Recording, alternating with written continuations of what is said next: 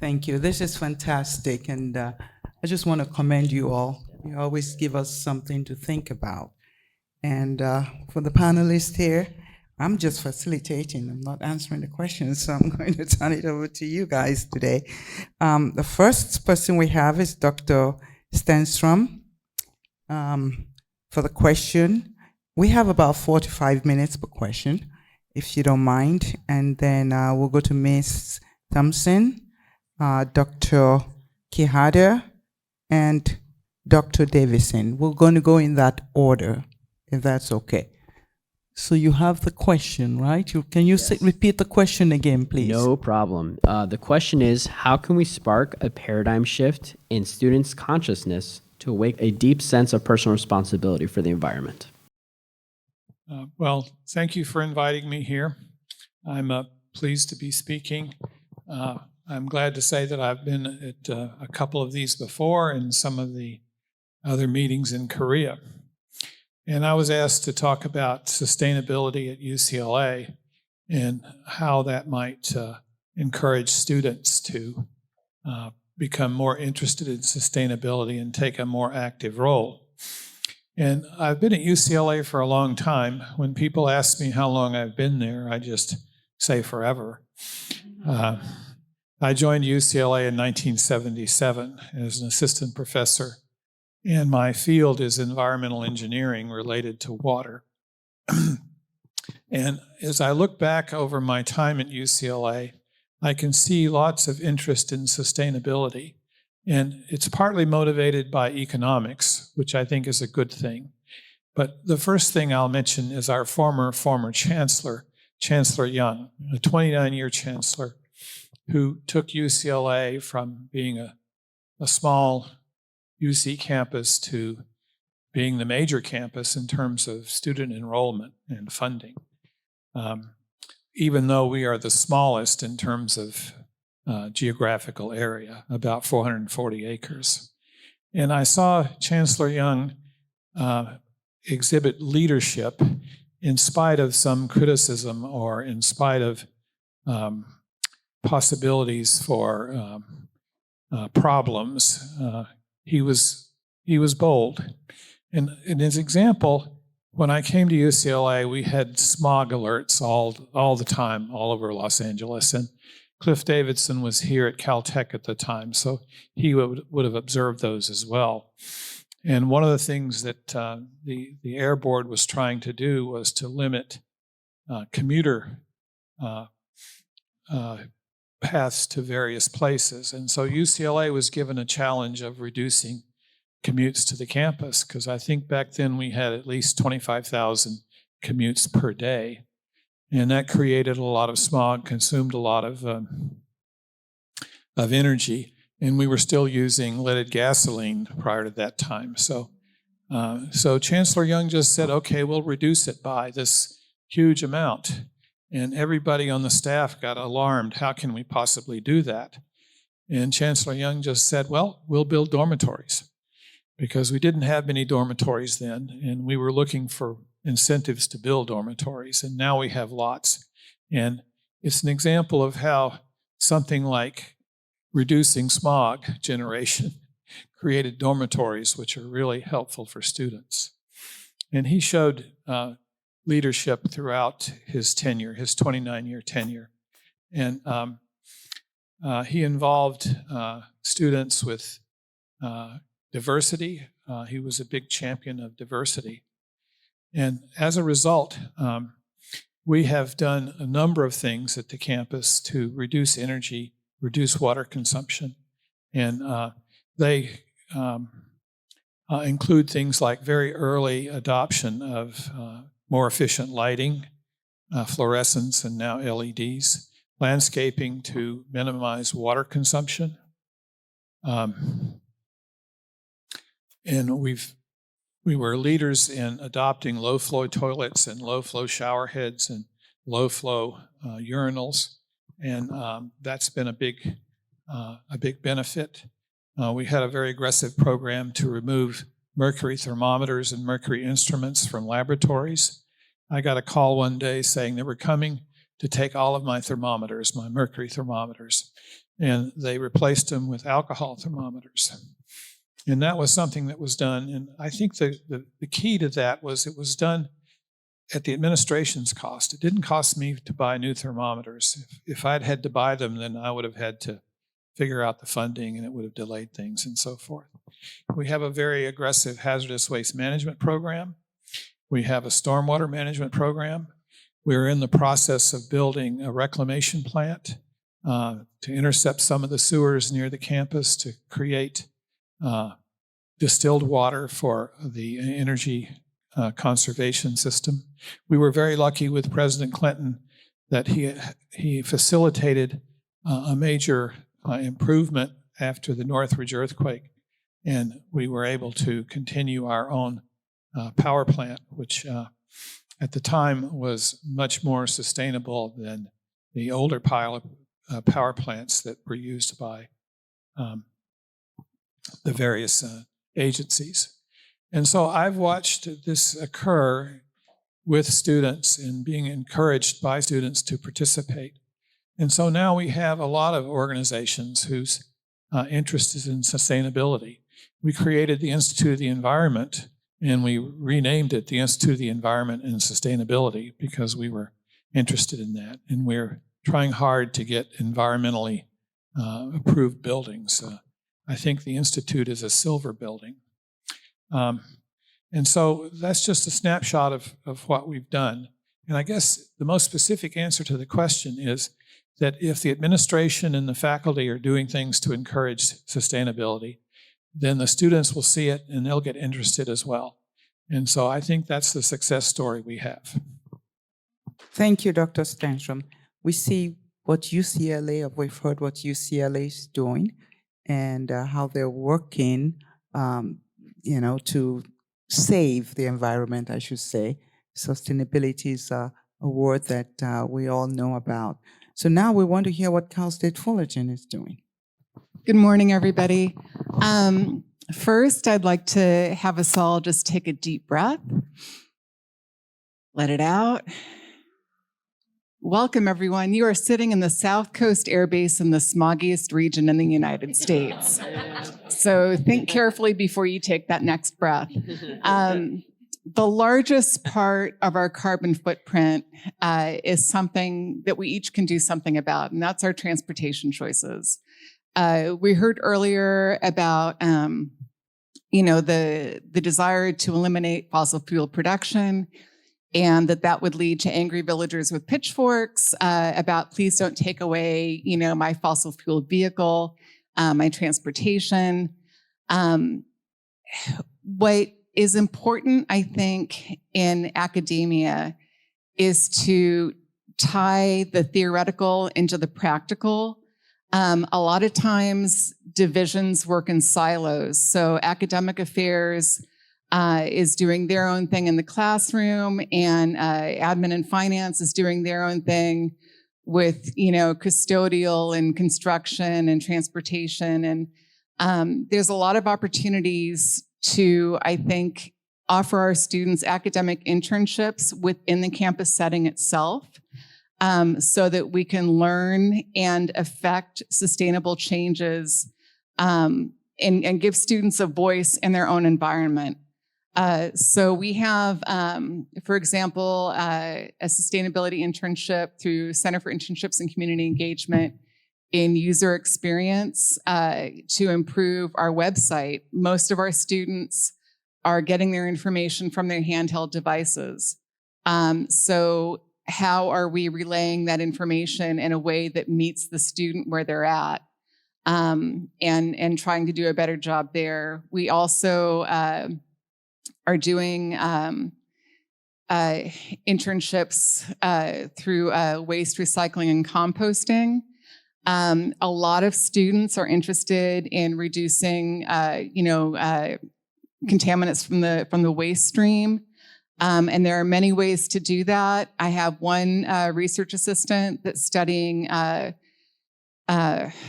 porous asphalt and pervious concrete in parking lot reconstruction, which has a much higher upfront cost, but a much lower maintenance cost over time. So over 40 years, you'll achieve, financial sustainability and savings, which is the bottom line for our admin and finance VPs.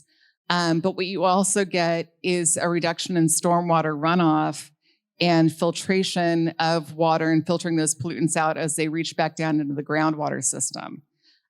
So all these are work that can be done by students, supported by staff, and affecting a change on our campus. And for anybody from Cal State Fullerton, Jasmine, we have a 26-acre arboretum on our campus, which really affords students, faculty, and staff with the opportunity to deeply connect with nature in a way that is very personal and resonates. When you can go through the arboretum and see, smell, touch, feel, nature, you are intimately connected with the environment, and that can stimulate the desire for change. We recently did a study in collaboration with other arboreta around the world to transfer plants within that system of arboreta, so that what won't survive climate change at the Cal State Fullerton Arboretum in 20 years can be moved to an arboretum in Australia where it can survive and thrive, and then we can take plants from them that will do well here, and that way we we maintain our biodiversity and reduce reduction of plant species. Again, this work was done by students. So each campus has a smaller number of faculty and staff, huge number of students. And I think that it's really empowering, especially for students experiencing climate anxiety for what they're going to inherit upon graduation, to start by giving them a voice in the practical world. When I started to mention about students' interest in waste reduction, we're trying to eliminate something as simple as like personal waste bins next to your desk, and using a common waste, recycle, and compost area on each floor of each building. Most students are like, why isn't this already happening? And it's like, well, because it involves a meet and confer with the union. You can't add work or take away work from somebody's job that touches on social justice issues while you're trying to achieve environmental justice goals. So again, bringing our students into our operations so that they can learn how to affect change in the real world is a tremendous opportunity, and that we are privileged to be able to provide at Cal State Fullerton and other campuses. Thank you, Ms. Thomas. That is that's exciting to know that you guys get the students involved. I'm a student advocate. I will always stand for students, and anything that involves getting the student to profit or to gain from it, I'm 100% in favor. So thank you for saying that. Wonderful. Our next speaker, our panelist, is Dr. Quijada, and that is from Zoom. Let's take our attention to Zoom and give him a chance to answer the question. Good, Tash. Good morning. Thank you for this invitation. I'm here in behalf of our president, Dr. Stephen Shoemaker. As we speak right now, he's right now in the Tohono districts presenting the annual report. It's an obligation that we have with our communities to report the activities of the college for each of the 11 districts that is conformed in the Tohono Nation. So in his behalf, I'm presenting this. And if you allow me, I'm going to share a few slides, because we at the college, we're very graphic, very visual, and we like always to show images. So Tohono Community College is a college that was established in 1998. And it was a long process because The idea to establish a college was in the late 80s, but it was until 1998 that we were able to become a college. It's an associate degree college, implying that our students are able to transfer to the university after 2 years. And also, we offer workforce training, implies many classes and training, some of them short-term, that are focused in provide job opportunities to community members. So I would like just to give you kind of like a framework, if it's possible in this short time, about the Tohono O'odham. The Tohono O'odham are very well known in the academic area and also in the cultural area in terms of their adaptability to the Sonoran Desert. And the Tohono O'odham Nation, or the reservation itself, is right there in the heart of the Sonoran Desert. It has really extreme temperatures, but also we're privileged in having 2 seasons, the winter season and the monsoon season, where we enjoy rainfall in a good level. Right now we are in the peak of the monsoon season. So the reservation itself is what you see here in the map, is in dark brown. But when you cross the borderline toward Mexico, the Tohono O'odham lives in small villages. So there is no recognition in Mexico about any kind of land or territory for them. They live basically in villages and don't have any kind of territorial recognition. Big contrast with the U.S., where there is I would call it international limits recognition, thinking that the tribe has or conforms a nation. And right there in the star is where the college is located. You're very welcome to visit us to see how wonderful landscape we enjoy. It's basically a rural set. The landscape is beautiful. The college at least the main campus, is next to the Babokibera Mountains, where there is the Keep Peak National Observatory. They are leasing the piece of land in the top of the mountain from the nation, from the tribe. And the Tohono O'odham has been recognized as one of the very few tribes that are able to basically integrate themselves with the environment. These ideas about interdependence, integration, symbiosis, harmony, those are not new words for the Tohono O'odham. In their own understanding and in their own language, they have a clear idea that environment and people are integrated and they have to survive together. So sustainability of the environment is sustainability of the people.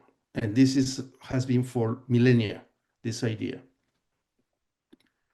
So the Tohono O'odham are direct descendants of the Hohokam culture. They used to have quite sophisticated engineering systems to capture monsoon and winter rainfall and use it for traditional crops, traditional agriculture.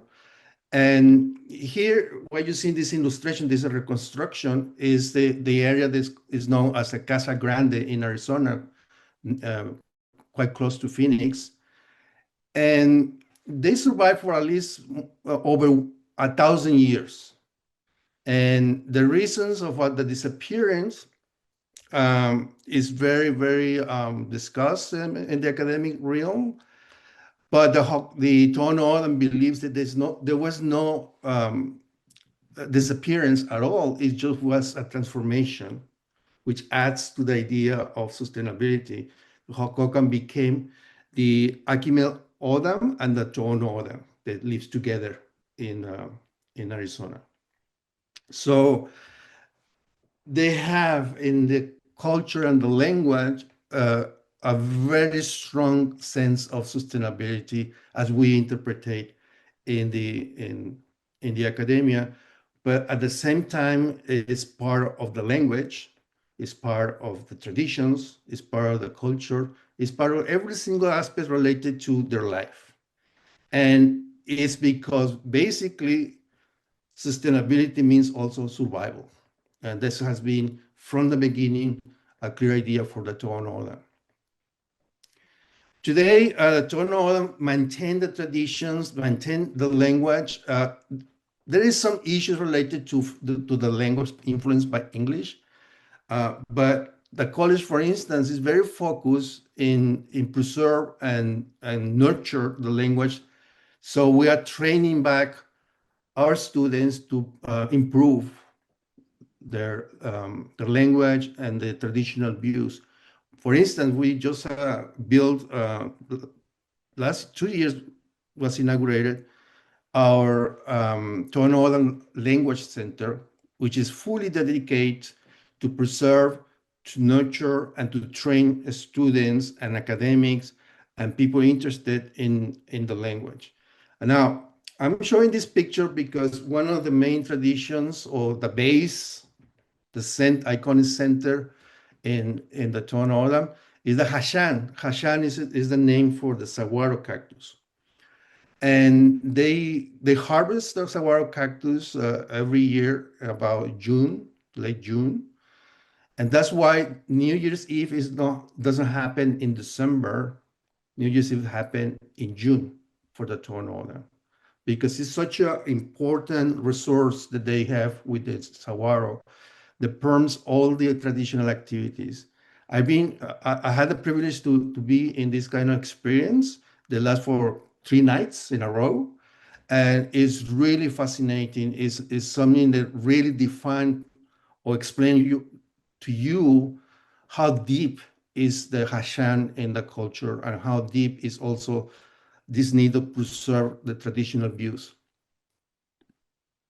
This is just a picture. I have tons of pictures about the campus. I love my campus. This is the main campus. And this is the amphitheater where we have festivities, meetings, some festivals, and just to get together in the amphitheater. The name in Tohono is Nyokiki, and basically represents what I think has been very popular everywhere, the idea of the man in the maze.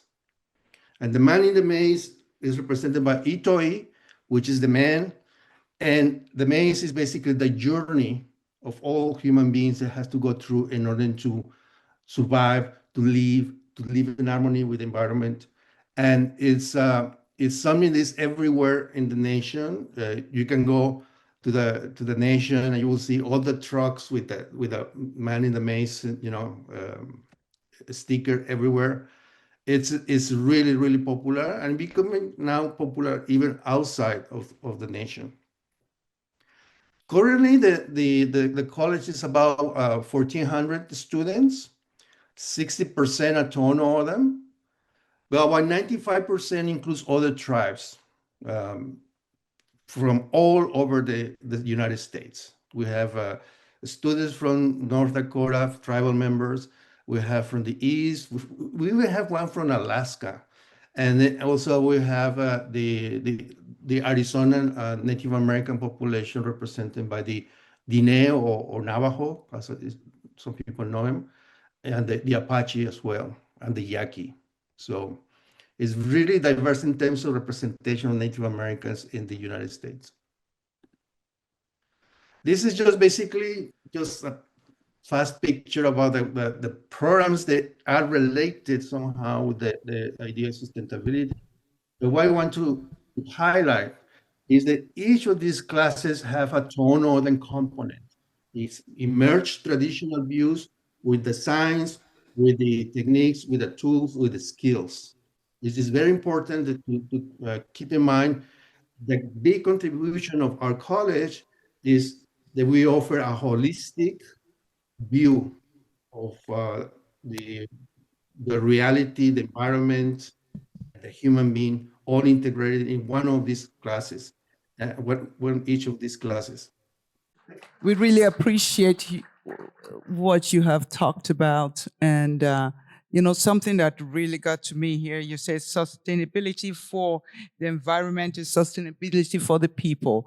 And that is exactly what we're talking about now, that harmonious relationship that we need to build with the environment. So thank you for your wonderful answer. We're going to go to the last person on our panel, Dr. Davidson. We're going to turn it over to you. Thank you. Okay, so the question that each of us has been asked to answer is, how do we spark a paradigm shift in our students? And I would like to briefly summarize, very briefly, 3 ways in which to do that.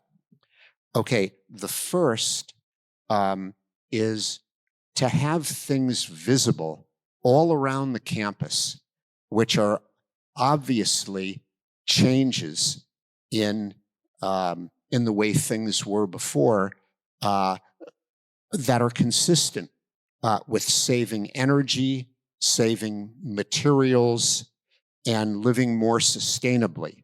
So having solar panels on roofs, having green roofs on buildings that can capture stormwater, having LED lights that use much less energy, and even in the cafeteria, have food. We haven't really talked that much about sustainable foods, but in fact, it's great for students to realize that there's a huge difference between if they're eating TV dinners every night that have been frozen for a year in a deep freeze before they eat it, versus eating fresh fruits and vegetables that are local and have just been picked.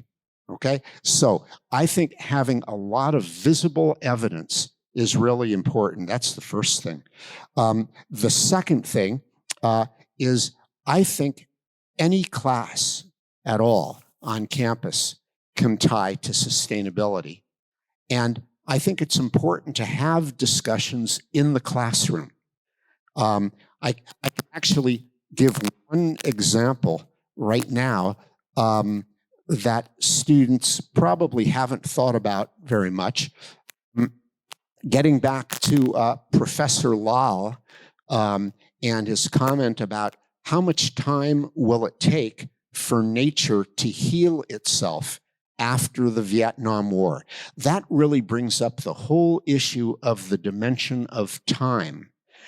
And when we think about, the range of time scales for things, on one hand, we've got molecular movements that take place on the scale of nanoseconds and even picoseconds.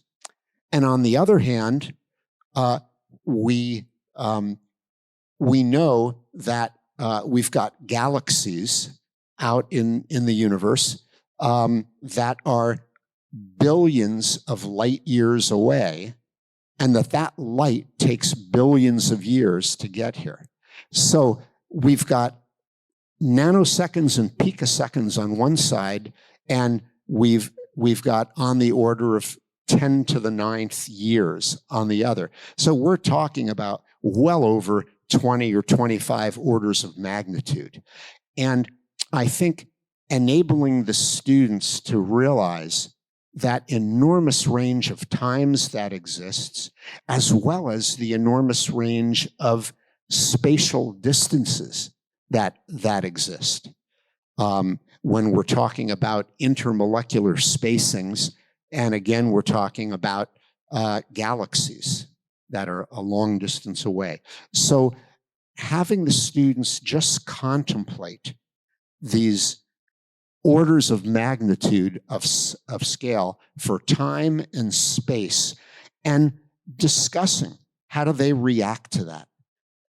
I think things like that, as well as common everyday sustainability issues, like sustainability of transportation. That was brought up earlier, and that's such an important one.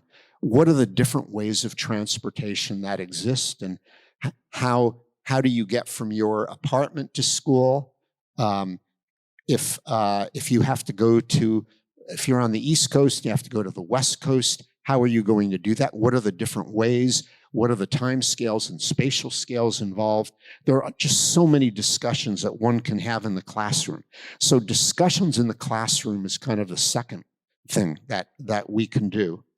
And then finally, I think that students end up having a certain feeling that when they're on campus, they're safe, they're somewhat protected.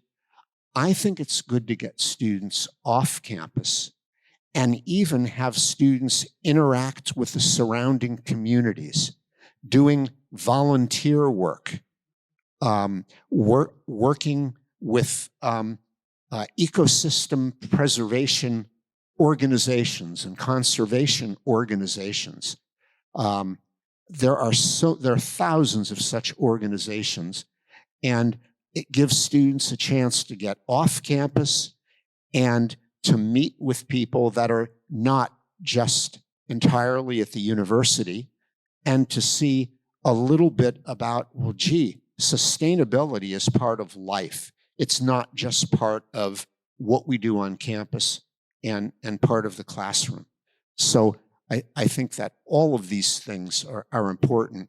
And lastly, I just want to make one comment that actually this is something that I learned just today, just in this session, which I think is amazing, is the talk of interconnectedness is so important. And I had not thought about that before, but in fact, if one thinks about the way students learn, and Elissa, you mentioned approaching students where they're at, which is what you absolutely have to do. That means when we communicate with students, we have to depend on their interconnections with their prior experiences, what they've read, who they've talked with, what they've thought about. And so, to me, that means that the way we think as humans is all about interconnectedness. And I really want to thank the organizers of this session and all of the speakers of this session that opened up my mind to realizing that interconnectedness is vitally important to understanding how to live sustainably. It's absolutely critical. So thank you. Thank you so much to all the panelists. You have given us so much to chew on. Thank you for answering the question and connecting it to the students that are so curious as what they can do to improve our lives, the environment, nature. And this is something that I know they're quite curious about, and they're working so hard to get it done. So thank you for all your contributions. We are done here with the panel. I'm going to turn it over to you.